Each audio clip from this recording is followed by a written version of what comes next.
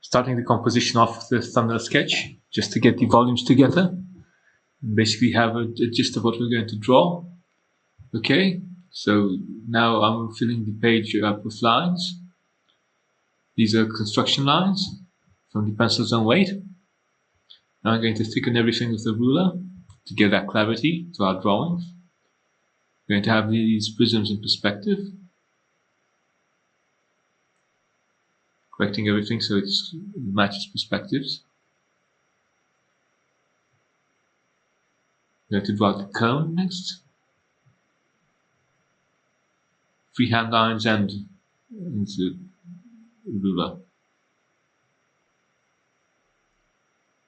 I make sure to draw the objects as volumes, so we're going to draw the edges that you don't see.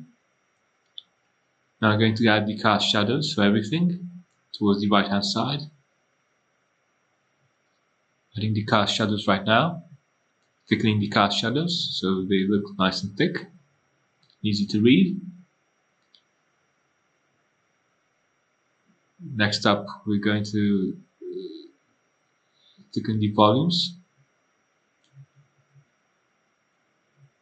add the cast shadows, and then start hatching.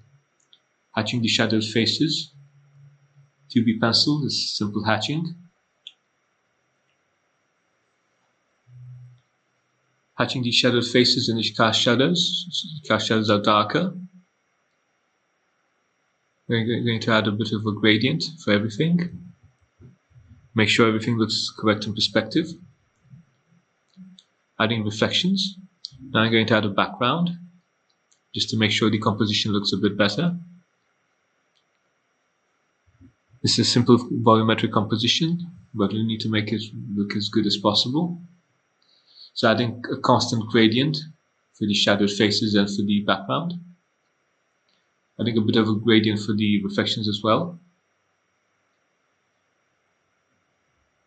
Done.